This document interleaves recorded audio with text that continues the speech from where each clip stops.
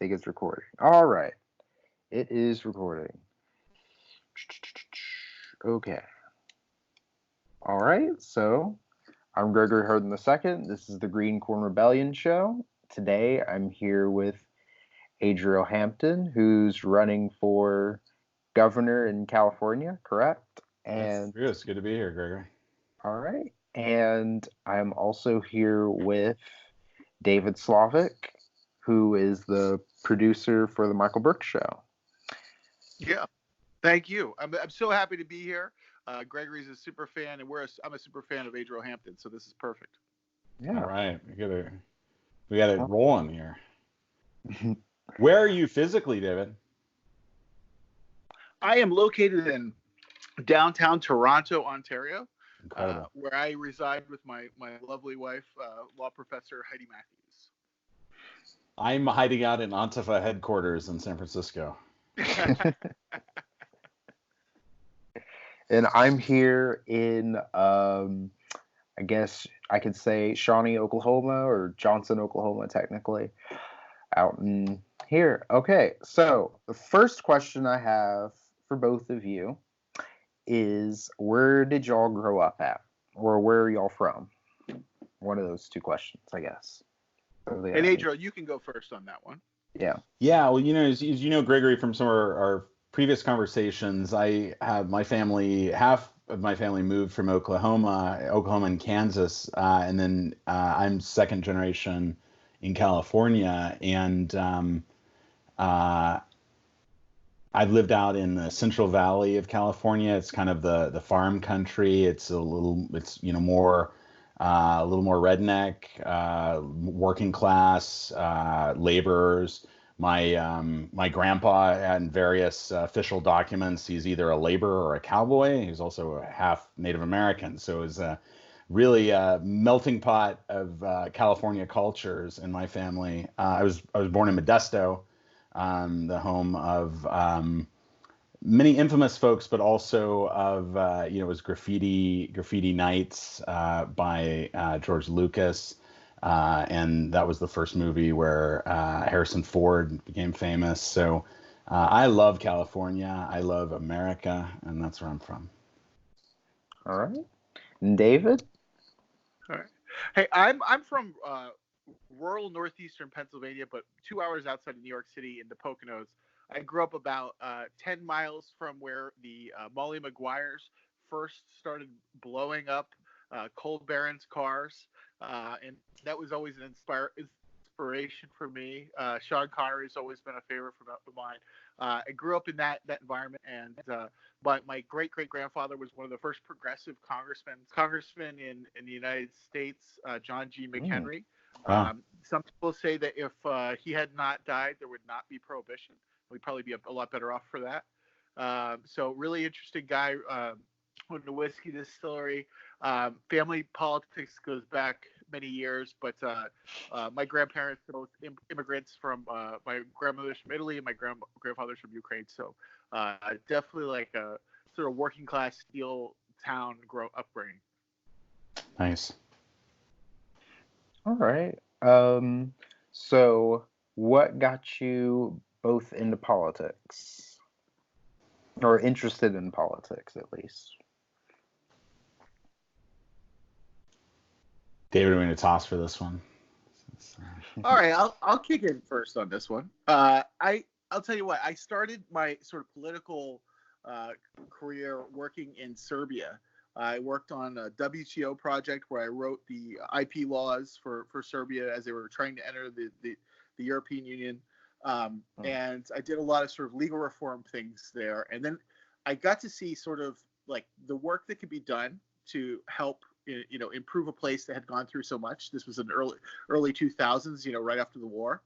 And I saw young people, because a lot of the older people were either in jail or dead.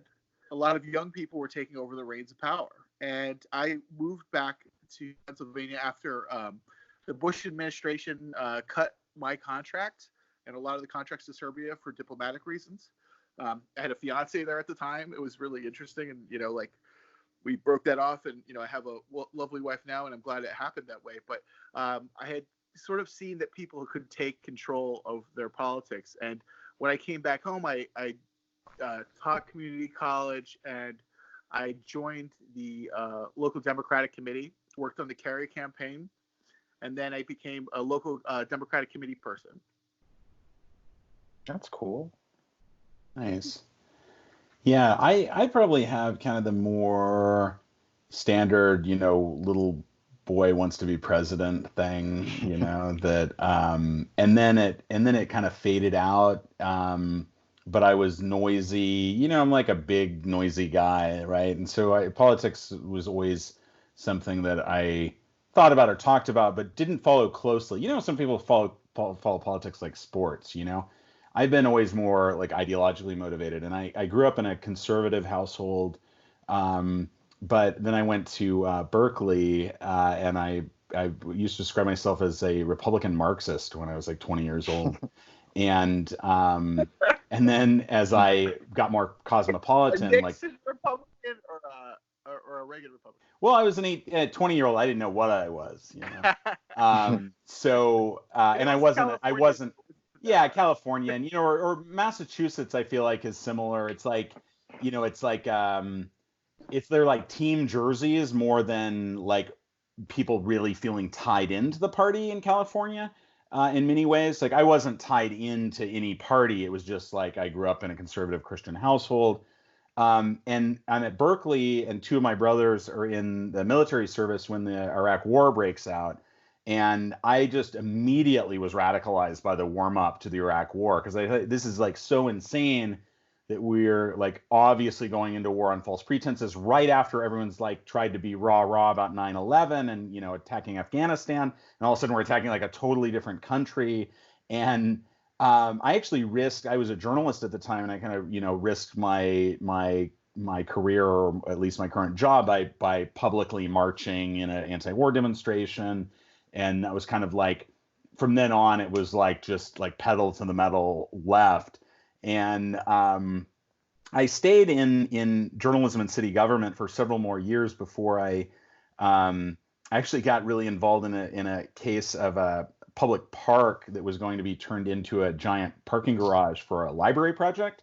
And one of the things that motivates me about politics is that there's so much deception in politics, whether it's lying about weapons of mass destruction to get us into the Iraq War, or whether it's lying about, for example, that this is going to be a library in the park where the largest footprint is of like a 5-story parking garage.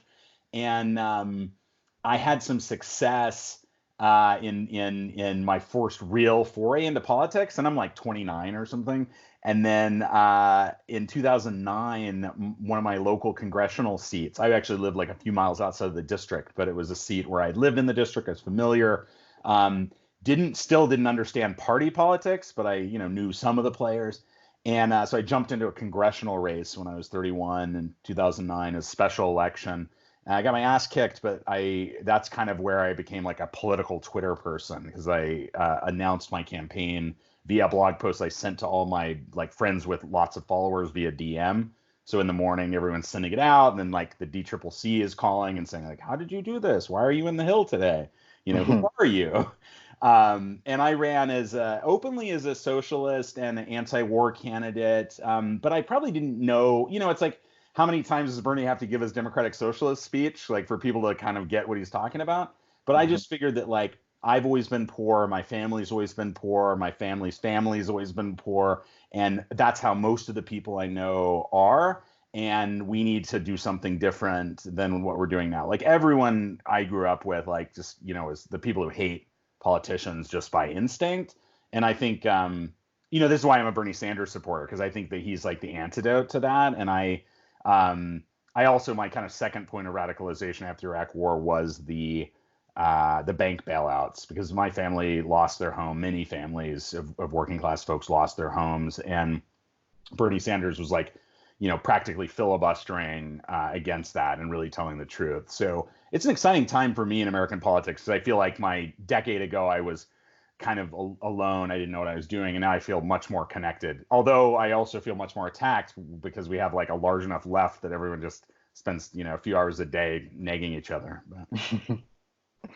Well, I think that's one of those things where you really learn that it's hard to run. And I remember when I ran my first election, I was appointed as a planning commissioner in my hometown in 2004, and then That's the route when I to it, ran, man. That's the route to it. That's yeah, it was great. And like being on a planning commission is like one of the most political and unforgiving things you could ever do, because you're like moving sewers. Like you're like, this is where the water goes. And it's like critical and it's important, but people are also hate you. And it was like, I think I was 35 years younger than the youngest person on that. Like everyone was like 60 or 70, yeah.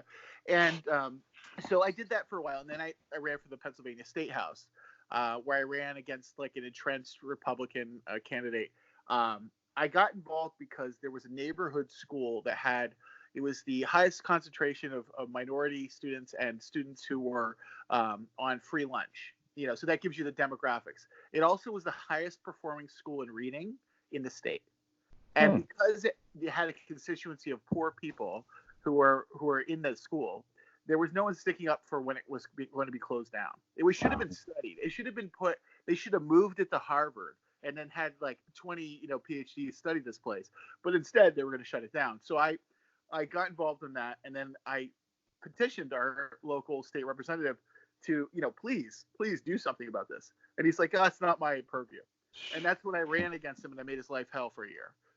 That's a similar genesis. Like you had a specific issue. I wonder how many people that is. Like there's some issue that either you're trying to resolve. Like for example, I'm running for governor right now because of Facebook and Mark Zuckerberg, but also just corporate domination of our political system. Like Facebook, I think is particularly like glaring because kind of like your situation where there's this gross injustice. I just feel like there's this gross injustice where we have a private corporation that's like webbed its way really deep into our lives and then said, we live by our own set of rules. We don't really care about your rules.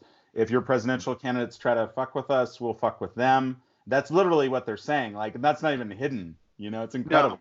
Incredible. No, it's really gotten not in the U.S. mobbed up. It's incredibly mobbed up. I mean, if it was any other company, we would think that. And then just recently, Adriel, and I think I'm sure you're aware of this, that I found out that Facebook actually ran a line of credit for the Trump administration, for the Trump campaign. So that one. Well, they also want to run a currency for the world, right? I don't know. You've been following this Libra thing, like all of this. So I did that ad with where AOC said, "What if the Green New Deal, we advertised that Republicans supported it." And so we made an ad where Lindsey Graham like endorses it. And it's like got like Matt Gaetz standing behind him. And I mean, they're just like such chuckleheads. And people are like, why are you running ads about good things about Republicans? It's like hilarious. And at the end of the day, it's Facebook's world. We just play in it. It's like the biggest, minimum security prison in the world. 2.5 billion people inside. That's so doing true. Farm labor. I mean, we're all doing farm labor for Facebook. Yeah. We're doing farm to bill make labor. Money for them. Farm bill labor. Yeah. No, you're absolutely right. And I think that one thing I'm going to be voting for Bernie Sanders. That's a fact. But one thing that Andrew Yang does say is that data is the new oil. Double horns. It's like, and I've met Andrew Yang a few times, and he's a very nice guy. I met Andrew like randomly while pitching a company, and I was talking to my co-founder about this pitch. Me too. And he was, did you really? Yeah, and he kind of horned in on our conversation, and he was like really nice, and I was like, this is a good guy. And when he started running, I was really kind of excited about it. I was at a Founders for America event on the W Hotel in DC. And this guy came over, and I just was like tagging along, and I was at some startup pitch. I think the Hinge had started at this thing I was at, all sorts of stuff. And I got a few. I was there, and then this guy came over, and it was like he was really nice. And I was like, oh, this guy's smart. He's like, you want more drinks? I'm like, yes, I do. He was already giving out the $1,000. He was already just throwing money. Exactly. But but I think that goes back to your point. Is that I think that one of the things I've been really inspired about your run is that taking that sort of like purpose-driven issue advocacy into something where they can't take it away from you. Because as the one thing I think that people don't understand about running for office is that by running for office, they have to freaking listen to you. you enter a certain legal status, and this isn't interesting because I feel like it's like I don't know if Dadaist is the right word, but I feel more like a improvisational musician or artist than a politician. And what I'm trying to do is just paint this picture of a society that's off the rails and then offer alternatives. But we're in such an attention economy, right? It's so interesting. For me, it's really interesting to see like Michael Bloomberg, like, I'm going to spend $20 million this week. And I'm like, oh, yeah, well, I spent like $200 on billboards. Okay. And but who actually like changed the culture more in the past few days? And it's hard to keep up, obviously, with someone who can hire anyone they want, really high quality people. Like I was saying that Bernie Sanders like pulled his buddy who ran a comic book store like out of retirement, back into politics in order to run his first presidential campaign in 2016, right? And now we have Michael Bloomberg, who today I was reading is basically pulling people right from his Bloomberg companies right into the campaign, as you would expect. Yeah. But these are like and the philanthropy as well. And philanthropy. So you basically have the biggest juxtaposition I think that we've had. I cannot see a comparison where you have a populist candidate who basically had to like really like you had to arm twist him to get him to even enter the Democratic Party to be part of its primary. And then you have like one of the biggest U.S. oligarchs who is like suspended term limits in New York, who is basically saying, I'm just going to buy the election if I can, make it all better. I'm going to bring in all my staff from all of my companies that I've known, these people for 10, 20, 30 years. We're going to turn it into a presidential campaign. We'll take care of you. We'll get rid of Trump. And is a former Republican. I feel like we're back in like the 1910s and 20s, really the roaring 20s. But people are not having as much fun. And so, I'm kind of like, we may not have any money. We're going to have some fun. We're going to put Mark Zuckerberg's face on some want more bathtub gin, speakeasies, dancing. Right. Right. I want marijuana. People selling lots popcorn. Of marijuana. Marijuana, cigarettes.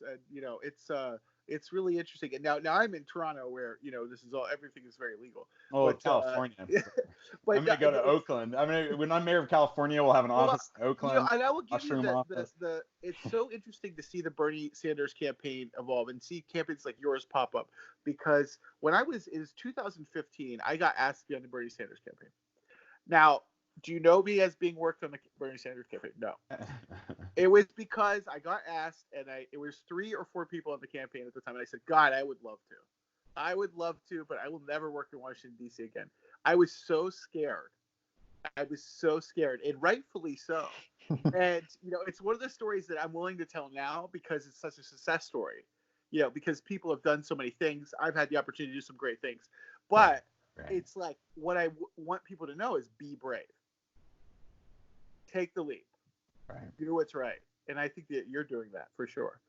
Right. I think that I mean, Gregory, what do you think about this idea? Like, I know that when the media talks to me about the race, they either want it to be a total joke or like, oh, you're running to win. And we saw that with the Mike Gravel campaign too. Yeah. I feel like what do you think is the purpose of a campaign? And you have a perspective. You're a lot younger than me and David here. I mean, you could be my kid. That's for sure. I would have got started young, but I could have done it.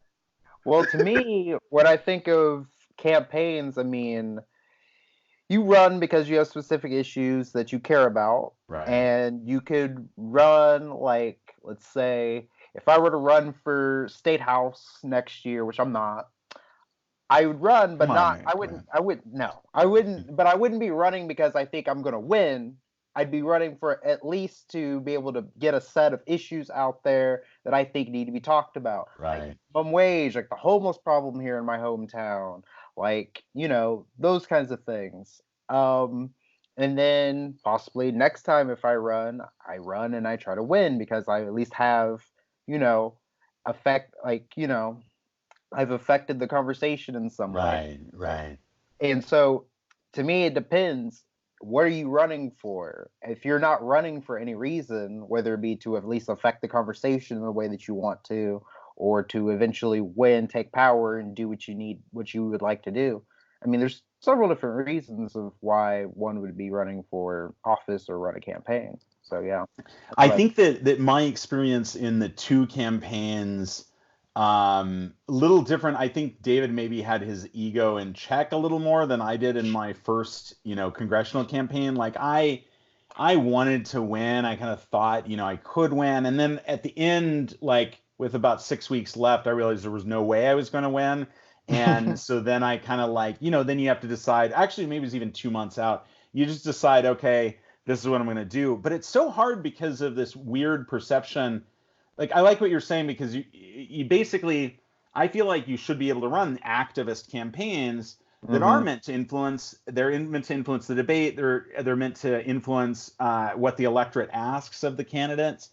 In the lieutenant governor case, in the California governor's race, I feel like I'm a placeholder for progressive values and issues. There's, to my knowledge, no one else running right now. And I know we're 3 years out, but we have to, if we're going to talk about issues of like fighting corporations, like being trust busters, going against Donald Trump, and a capitalist economy that's destroying the world. Those are issues that you have to start early on. And I do have much more experience than I did a decade ago. But I also don't have an illusion that like with the current makeup of the race, if it were held today, there's no way I could win. And even if it was held 3 years from today, in the same circumstances, for example, I'd have to keep up the success of the kind of stunt, we did where we were on CNN 6 times in a week. We would have to be able to do that consistently. And I don't know if that's true yet. But on the other hand, I'm sure that they've had to have conversations about our campaign and what we're doing. And I'm continuing to attract people who want to press issues. And so I kind of see the campaign is in running for governor of California. It's 40 million people. And so I can basically say, let me be a vehicle for the issues that need to be talked about. So I have a new, this woman named Lauren is my new director of universal housing policy. And she has like a nonprofit where they do restorative yoga with people on Skid Row in Los Angeles every Friday, right? And she's very well versed in homeless policy, and that's her passion. And it's like a state like California, which is incredibly wealthy, could end homelessness. It could probably end homelessness for the entire United States. And this is why Michael Bloomberg, I think, is such an affront to progressives, especially folks who've lived in New York, because the solution was like pushing people out of the city, not actually solving any of the needs, but just kind of hiding them. Adriel, I think you make a really interesting point about what campaigns can be. I think I when I ran, I was kind of in an opposite situation where I ran as an issue advocacy candidate, and then I realized I could win, and that was interesting. And people tried to throw money at me, and I realized that I was like, I didn't want to take the money that was coming. I there was a lot of right. You weren't ready to be that system candidate. Like no, not at all. It was funny because no one paid attention, and all of a sudden, Bob Casey threw a fundraiser for me, and wow, that's crazy. Ed Rendell, governor, had thrown in for me. But the thing is that every candidacy can be its own think tank. It's a place to generate ideas. These platforms matter. And as you are like legally allowed to have a staff that's generating ideas, that creates a platform. And in essence, I think that what you're doing is creating a one-man think tank with a staff and volunteers who are really building an idea. Right. And it's important because I can also use that as I hope, a medium for elevating other people's voices and also allowing people to get the experience. Like, that was what I liked about the Gravel campaign. The two teenagers that were running it. These guys are like when they started, they were 17 and 18, and both 18 by the end. And David and Henry being the principal ones. They were basically, everybody put it on your LinkedIn. And it's funny because in the effort to create something out of nothing that is a campaign, it's very similar to entrepreneurship and creating companies, but it's usually around a social purpose. Like there's these dual motivations. There's like the motivation of like lifting everybody up and becoming a thing. And then like, you want it to be that you have 30 people on LinkedIn that are with the campaign. And it's like, there's a lot of real positive forces of growth that can come from building this kind of organization. I think I would say that the biggest thing is like, for candidates, because I know there's a lot of progressives out there, either running or maybe thinking of working for someone who's running. I think you do have to be able to put your ego like back in the box to be a good candidate. And I sometimes feel like, I don't know, for example, I won't vote for Andrew Yang for president because I don't think he's like demonstrated that. And I sound like such a fogey because when I ran, yeah, but when I ran, the unions, like, they would say, oh, we love you, you sound like a working class hero, but we're not going to endorse you because you have no record of standing up to big special interests and staying strong. And I think that's actually one of the biggest challenges in politics, right? Is there's so many interests. You know, you could say, oh, we're just going to let Bloomberg fix everything for us and we'll fall in line, you know, and it's like, no, we need to take democratic control of our society. Yeah, it's no daddy. There's no daddy, but it is a family. And I think there you go. I like that. It's like there's no daddy, but it is a family. You know, I think like people like Bernie. I think several other candidates. I will say Daddy Bernie. Daddy is Bernie, but he really is. He's built a family around him, and I would say that we're all in it in one way or another. I was jealous of the dancing. I gotta say. Yeah, and oh my God, the dancing was just right, and I think that was really interesting. It was really funny. My wife had tweeted, "Hey, ladies, let Bernie lead." Because, which was funny because it was he is such a great dancer, and he actually is kind of a traditional guy, so he's leading, and everyone tried to lead him, and I was like, let Bernie lead. That's funny. That's so funny. But I think you're onto something. I think that's the really important part. One thing I would just want to give takeaway for people who do watch this is that there are a lot of like lower level offices. Like we both went for the bigger ones, kind of took a crack at the bigger ones, but like being a dog catcher actually has policy power. Whether or not you put dogs down is actually effective policy. Like that kind of stuff really matters. And the thing is that most offices at the local level are actually vacant. A lot of them pay money, which is a lot better than working a part-time job. And they're great resume builders. And I have to say that, my time on the planning commission, I learned tons of great stuff. And it was really helpful for me in my future. And, now I can't walk down a street without looking how the water runs. I love it. And like that's changed my whole sense of ecology about cities and how traffic works and things like that. And it's led into a lot of different things. But, I would say run for those offices and go for it. Adriel, also, how do we get involved in your campaign? Yeah, I mean, right now I'm just urging people to join the Really Online Lefty League. There's a few ways to do that. If you feel like creating your own nonviolent direct action to fight fascism and corporate rule in our democracy, just do it and claim it for the Really Online Lefty League. The second way is if you can't make an action, we ask people to donate $7 or more, and you can do that at theleftyleague.org. And that's the federal PAC. That's what we're really focused on for 2020. My campaign, I am putting together volunteers and policy folks. So if someone is in California, really interested in California policy, just hit me up. I'm at Adriel Hampton just about everywhere, and I'm trying to, source. The Gravel campaign, we did a really awesome crowdsourced progressive platform, and I want to do something similar for California. My big issues are like reining in Silicon Valley abuses of big tech. I want to be known as like, the activist who's fighting big tech in behalf of democracy. And then universal housing on demand, really big for me. And there's a whole lot of policies that stem from that, things like vacancy controls and rent control, and also heavy subsidies for development of housing and shelters, and also talking about like cooperatives and being able to allow different experiments. And like not everyone wants to live in a condo, but everyone wants to be safe and have the facilities they need and the support they need. It might be even cheaper. Like, for example, I would, times in my life, I'd have rather had a good tent and sleeping bag and access to a therapist than, a traditional housing. And camping is therapy at times. Right. That's also true. It's also true. So and then the third issue for me is like PG&E, which is our local utility.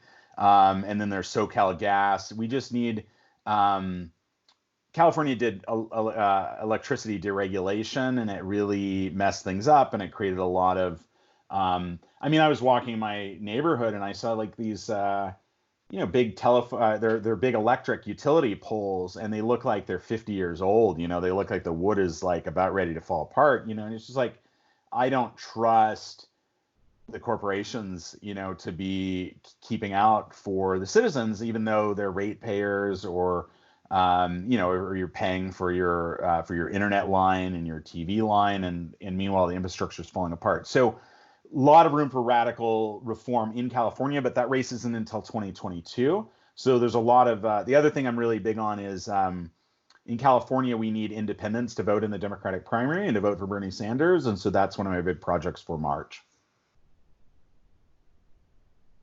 Angel, that's amazing, and I know we'll talk more about this later, but California's got a lot of opportunity in energy and housing and things like that, and it's so a progressive like you could really lead the way for the country, and I think that's very exciting. Right, and I think the thing that's exciting is like I'm not wedded to I don't feel like I have to be governor. I feel like we can do a lot of good things, and if there is no alternative, being able to voice a democratic, populist, progressive, for worker ownership, for ratepayer ownership of these corporations. I own and run a small business and have for 5 years, so I'm not against entrepreneurship. I was a founding member of a couple of different tech companies, but when they get so large and gross that they're basically either replicating or creating government-like infrastructure, I think that there has to be regulation, there has to be public ownership, and there has to be trust busting. And that's why I do like that both Elizabeth Warren and Bernie Sanders are kind of anti-corporate in the sense of not letting these abuses go unchecked. I know they have different ideologies, but at the end of the day, I feel like it is really like us versus the oligarchs right now, and there's a lot of fun stuff happening. Things have matured a lot since 10 years ago when I did this before.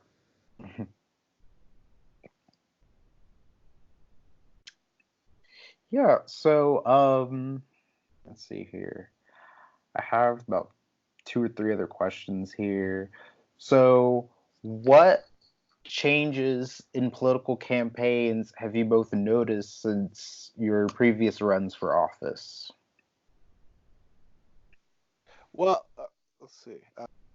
So I'm going to go quickly, but I want to make sure that we get Adriel back to the phone so he can raise some money and make some calls. One of the things that I know is that raising money has changed dramatically. It used to be that you had to be on the phones an hour, 2 hours, 3 hours a day. I still encourage that for all candidates, but the fact is that you can actually cash checks online in a way that I haven't seen in a long time. There's a room in the DNC in DC. It's the office is about a block down from Capitol Hill, and there's a room where they actually have people stand over congressmen, congresswomen, and make them dial for dollars at least 2 or 3 hours a day. Now, if you are extremely online, like AOC or many other candidates that we know and love, you can actually use your advocacy, spend your time working on issues that you want, and raise money that way. That's why I would encourage you to give money to the Online Lefty League PAC. I would encourage you to give money to Adriel Hampton.